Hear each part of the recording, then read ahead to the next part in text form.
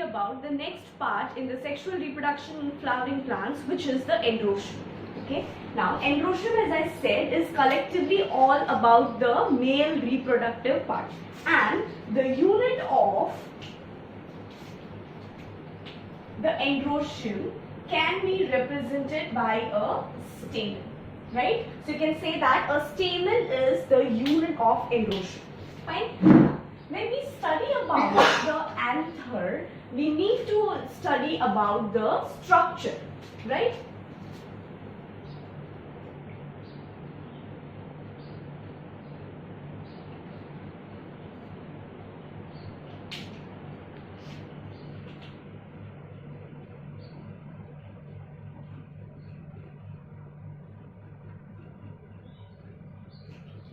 So, if you take the structure of anther, stamen, then there will be two parts. This is the anther and this is the filament, right? The filament will be, of course, attached to the receptacle of the flower, or sometimes there are certain families of plants where you can see that the stamen is attached to the petals. So in that case, the filament will be attached to the petals of the flower. So if I talk about the anther and the filament now, that end of the filament which is towards the receptacle will be called as the proximal end. The one which is towards the anther will be called as the distal end. In between the anther and the filament, there will be a short region, sterile region made up of parenchymatous cells, which will be called as the connective. Okay. Now, this anther is always attached to the filament at a specific position. Depending upon where exactly is the stalk attached to the anther, there can be different types of anthers. So let us first study what are those different types of anthers. The first type of anther can be called as the base-fixed stamen, where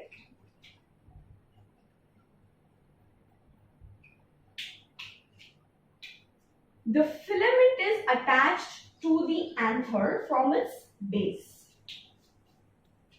The second type of stamen can be dorsifixed. In that case,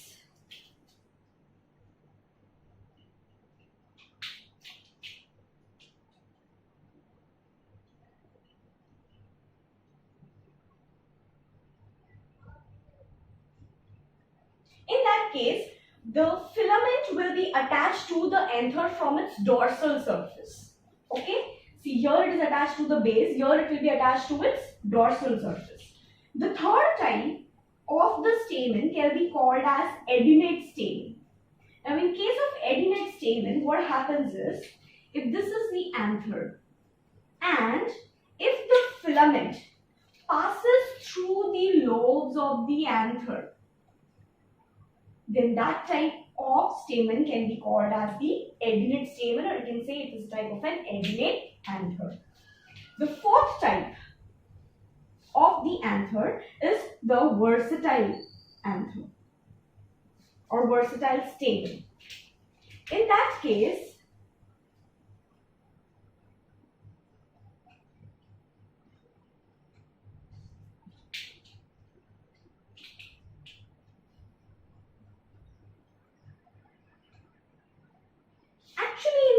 what happens is, the filament is attached to the part of the anther only superficially. It is not very well or very firmly attached. It is just superficially holding the anther. These type of, or you can say versatile type of anther, is generally found in those plants which are pollinated by wind, or you can say anemophilous flowers. The reason is, even with a small wind blowing for pollination, the anthers can be easily carried out. The pollen from the anthers can be easily carried. So these are the types of anthers depending upon where is the filament attached to the anther. Now, of course, when you study the structure of the anther, we also need to study the internal structure. So if you take or cut the anther from its, take a transverse section, and under the transverse section the anther is going to appear like this. Okay, it is going to have almost round structure with certain wall layers and the inner cellular layers. Then, before studying about what is the internal structure of the anther, we will study certain morphological characters of the anther.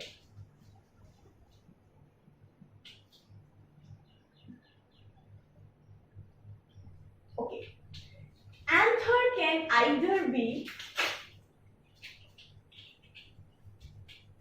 unilobed or bilobed. Unilobed means it is going to have only one lobe, whereas most of the angiospermic plants, they have anther which is bilobed. Most of the angiospermic plants, they have bilobed anther only. Now, what do you mean by unilobed and bilobed? Okay, if you know what is bilobed, how can you understand from this? See, this is the central axis that you can understand.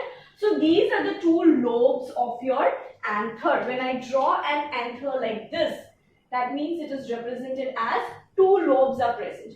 In case of unilobed, it can be represented like this. So this is a bilobed anther and this is a unilobed anther. Most of the angiospermic plants will have the bilobed anther condition. So we will now study the detailed transverse section of the bilobed anther. Okay, now a bilobed anther basically will have two lobes. Of course, the term itself says it is going to have two lobes. So if I want to represent here, you can say that this part is the first lobe and this is the second lobe. Now within this lobe, there are regions where the pollen grains will develop. Now these regions, this one particular part, it can be called as a theca. So you can say that each lobe has two theca. So it can also be called as diathecous. If you talk about the entire anther, then it can be called as tetrathecous because there will be four thecas. Now, theca is the region where exactly there will be development of the microspores or later on the pollen grain development take place, right? So that each theca is going to have a microsporangia region. Each theca will have a region where the microspores or you can say the pollen grains will develop. So that part is called as the microsporangia in the young anther. Fine. If you consider an mature anther, this microsporangia can be represented as the pollen sac. It is that region inside which the pollen grains will develop. Now, if I say that there are two lobes and each lobe is having two theca and each theca has one microsporangia. So if there are four thecas total, what will be the number of microsporangia present? 4 microsporangia present. So this is first, second, third and fourth. 4 microsporangia are present within a anther. Apart from this, you will see that there is a region present which is called as the connective. Connective is nothing but a region made up of parenchymatous cells and it is a sterile region. That means it is not involved in any kind of reproductive processes. So it is a sterile region and can be called as the connective. Okay. Now, studying the internal structure, when we come to the anatomical parts of the anther, you need to know that anther basically has two regions.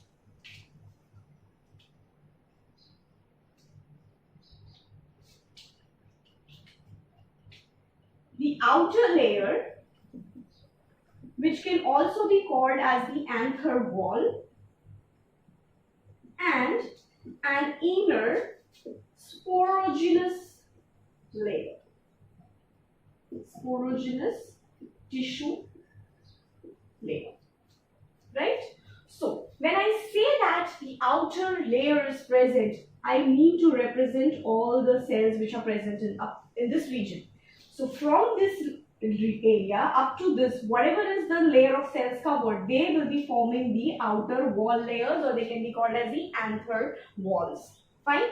And inside to this is present a tissue which is going to give rise to the pollen grains, and that tissue will be called as a sporogenous tissue layer. Okay. Let us first study about all the layers of the outer wall of the anther.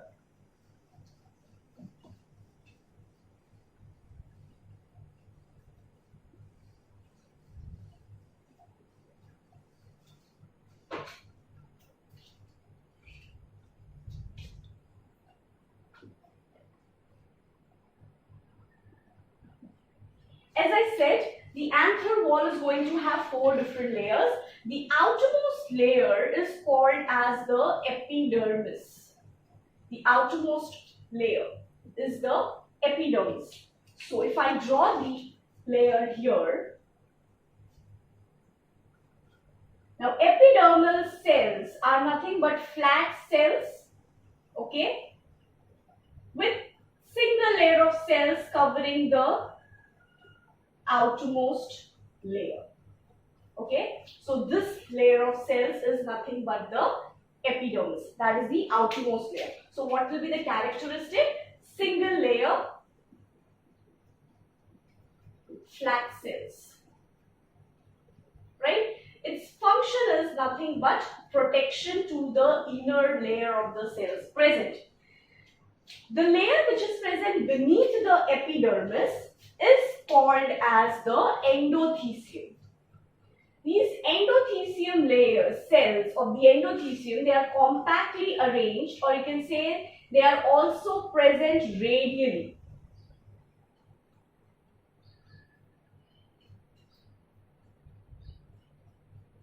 Compactly arranged cells, and these cells are radially arranging themselves in the layer.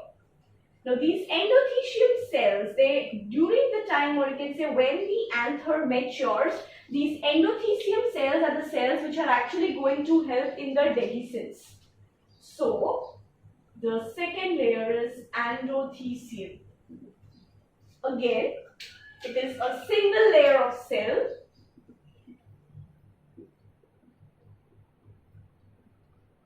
which are radially arranged. Okay, they mostly help, they have a major role in dehiscence of the anther. Dehiscence means breaking of the anther so that the mature pollen grains can be released. So this part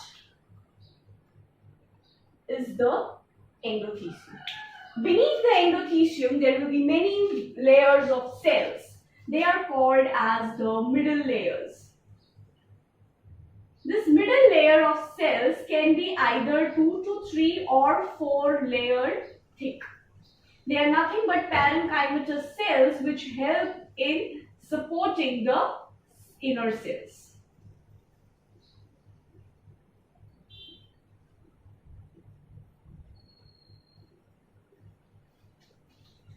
Third layer is middle layers.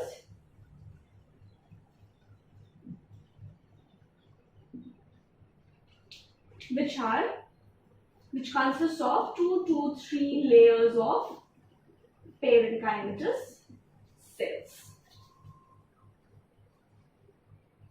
Now, the innermost layer of the anther wall is called as the tapetum.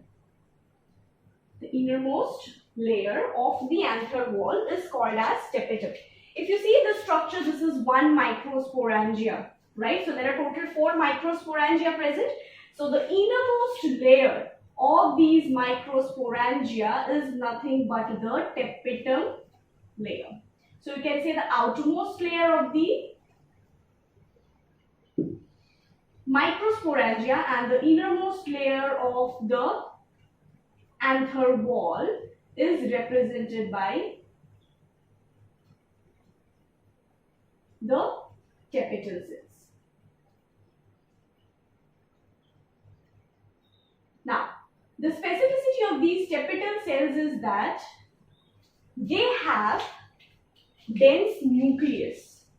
they have dense cytoplasm,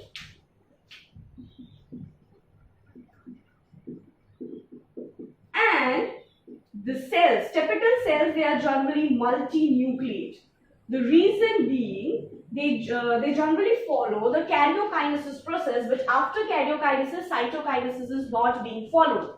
So they have these cells, they are multinucleate. Now the tapetum, which is present as the innermost layer, actually has many functions. So let us see the functions of this tapetum one by one. The first function of the tapetum will be that since it is in immediate contact with the sporogenous tissue, which are going to give rise to the microspores, the first and foremost or the important function is it provides nutrition to the microspores, developing microspores. It is going to provide nutrition. The second function of these tapetum is that it has specific bodies called as Ubish bodies. These Ubish bodies secrete a substance called as sporopollenin. We will try and concentrate about the sporopollenin, what exactly is the sporopollenin, where it is present later on. Right now you just need to remember that it secretes sporopollenin. Apart from that, the tapetal cells, they also secrete an enzyme called as calase. Again, calase enzyme also has a specific function which we'll be talking about when we discuss about the microspores. Okay, so this is all about the wall cell layers of the anther wall. Out of all these layers, when you see the layers wise, epidermis, endothecium and the middle layers, all these three together will be involved in protection and dehiscence of the mature anther. Whereas the tapetum, it is not involved in dehiscence, it is basically involved in the nutritive part and formation of the wall layers of the pollen grains. Fine? Okay. Now, coming back to these regions, when you talk about the sporogenous tissue, the innermost layer, which is actually going to play the role, cells of the sporogenous tissue, the inner layer, this will be the cells which will actually help in the formation of the microspores, and later on from these microspores what will develop is the pollen grains, right? Now, how these wall layers, they are going to help in dehiscence. As I said, the endothecium layer, or the second layer, basically before the anther gets mature, as the young anther is maturing, the cells of these endothecium are going to accumulate fibers. So basically it will become a fibrous layer, and these fibrous layer, the fibers make the cells a bit harder, but those fibers will not be secreted in this region of the endothecium cells. So what happens is, compared to the other layers, other cells surrounding the anther wall, the endothecium cells in this particular region, they are more weaker. As a result, when the anther gets mature, it is going to break off from this point. And when it breaks off from this point, the mature pollen grains will be formed here by the time. So those mature pollen grains will be released from these dehiscized anther. So this point from where the anther wall breaks is called as the stomium. Stomium is the part from where the anther wall will break. So this is about the anther wall. Now let us study about what happens inside in the sporogenous tissue.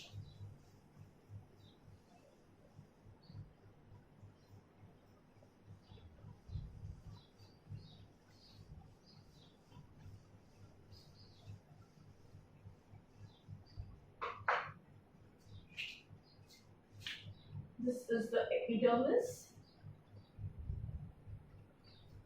This is the tapetum.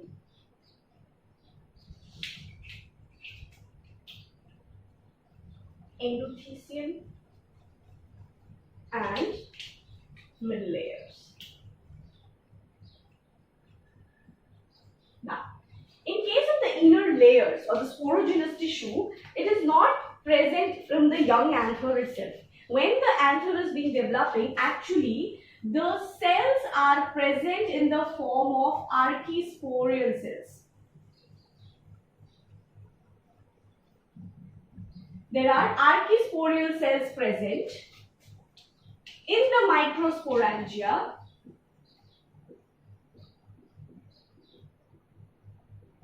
These archisporial cells will later on form or grow in size and form the sporogenous tissue cells, which will be again arranged inside the Microsporangia only.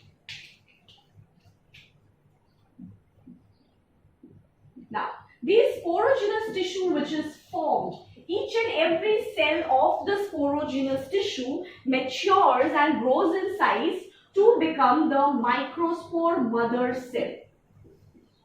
Or it can also be called as the pollen mother cell. So these microspore mother cell or the pollen mother cell are the cells which are actually going to divide and form the microspore tetrads. We'll study about this, how they are formed.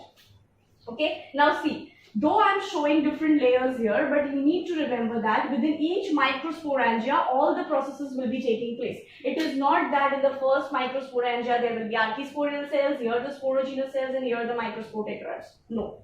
All the Microsporangia will simultaneously show these changes. Archisporial cells will change into sporogenous tissue cells. These cells will become microspore mother cells to form ultimately the microspore tetrads, or you can say the microspores. So in the next lecture we'll see about how these microspores are being formed from the microspore mother cells. This is all about the TS of an anther.